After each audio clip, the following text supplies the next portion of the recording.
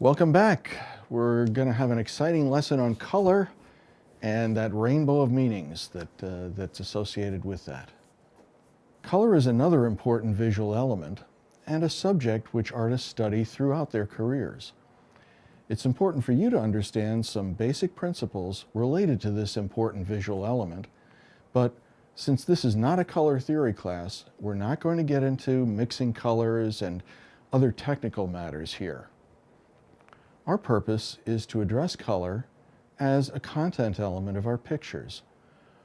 Although the color wheel, as first proposed by Sir Isaac Newton in 1666, is something that I will reference and something that you should be aware of.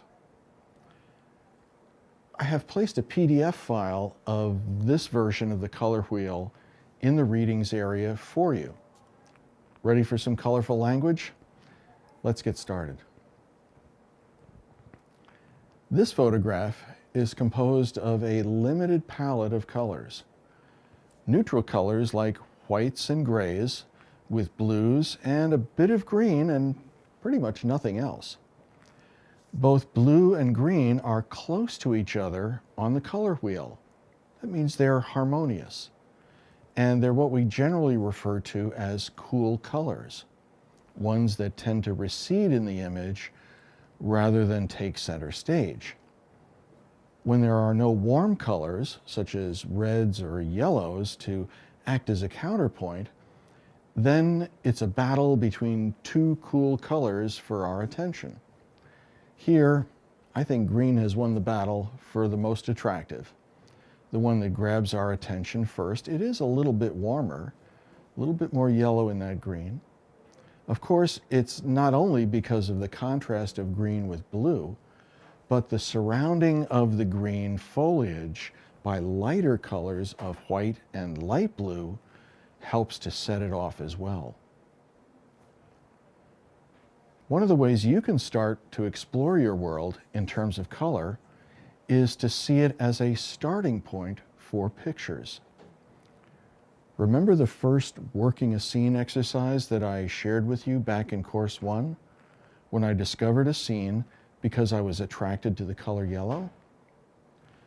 One of the many opportunities I look for in creating new photographs is finding scenes where I can purposely limit my color palette to just 2 or 3 distinct hues. Look for one contrasting color in a field that is made up of otherwise unified colors, such as the yellow areas here that jump out from the generally neutral toned colored field, or the green basil leaves that contrasted with the prominent blues in the previous picture. When I visited Dubrovnik, Croatia, I was surprised to find that the locals' favorite swimming spot in the older part of the city was accessed through a little passage in the ancient city walls. As I looked down, I noticed how the red blanket was so prominent even though it did not take up much space in the picture.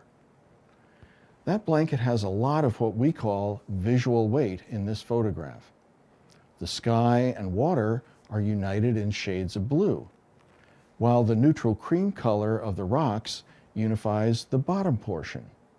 That spot of contrasting color, that red blanket, screams out for our attention. Instead of looking for contrasting colors, how about looking for scenes that are almost monochromatic or made up of one color?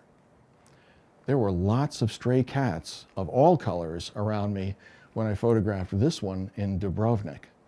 And the reason I ignored the others was because I was intent on creating a picture with one overall color field, and this cat collaborated with me in achieving that goal.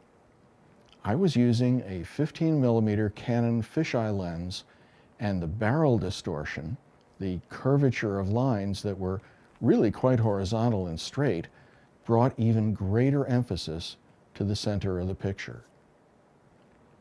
This sculpture in the Museum of Ancient Objects on the island of Delphi in Greece was set against a background of very similar color, a monochromatic scene if there ever was one.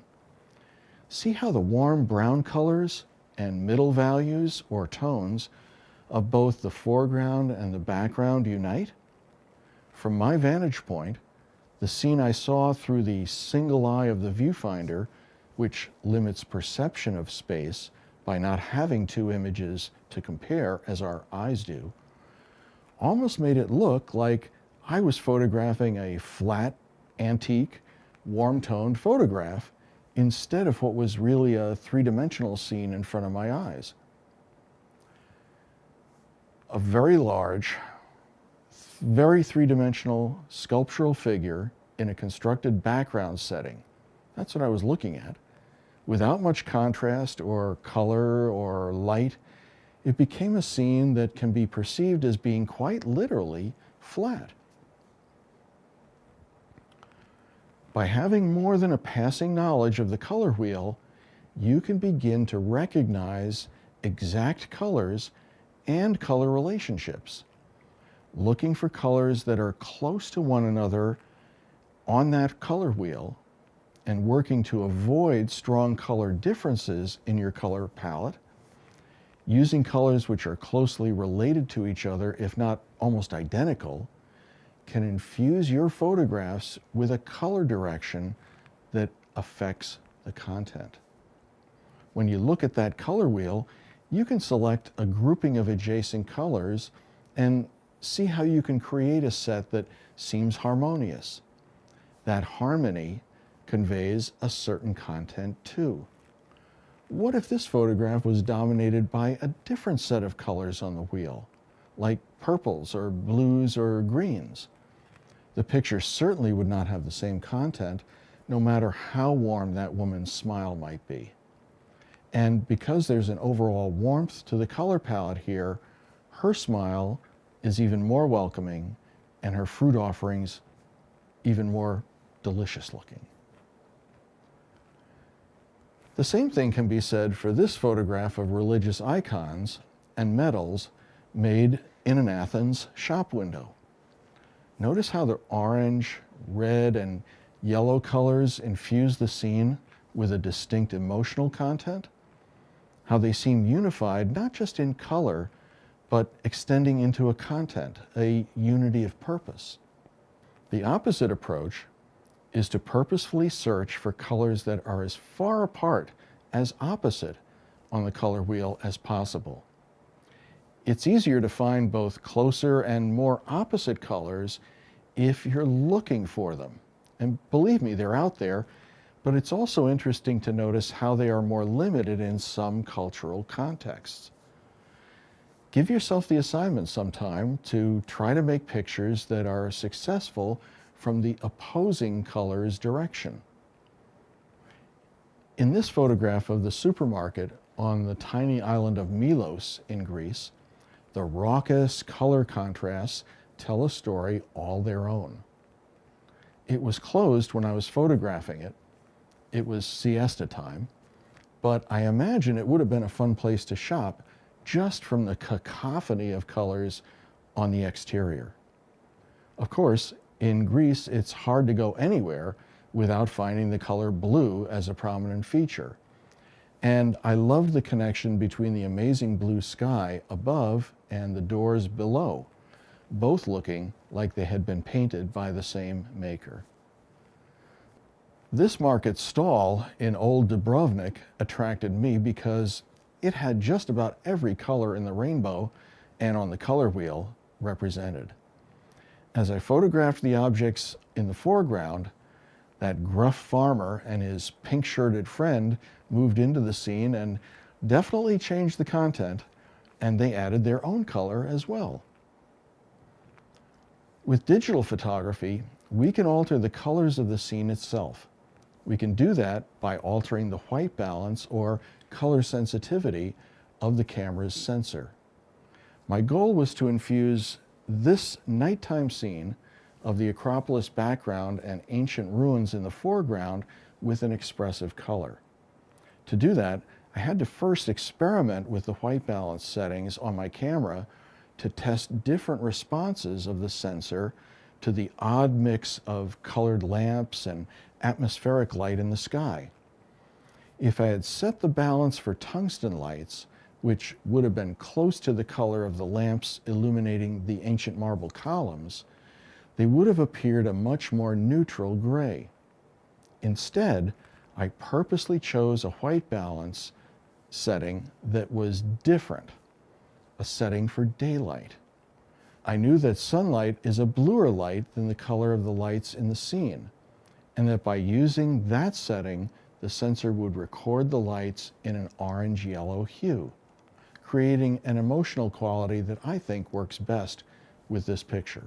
I used the same technique here, taking advantage of the color I could generate from the difference between the camera white balance setting, again set for daylight, and the warmer, more orange color of light illuminating the painting on the left and the candles glowing in the altar on the right, to create color impact in this picture. Remember our lessons from Course 1 and 2 on setting up your digital camera?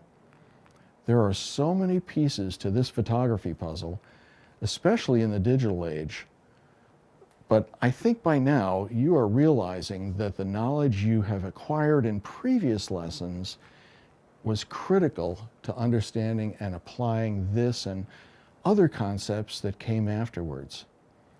Mark and I are really glad that you're in this educational journey with us, and we can't wait to see your pictures in the peer review galleries.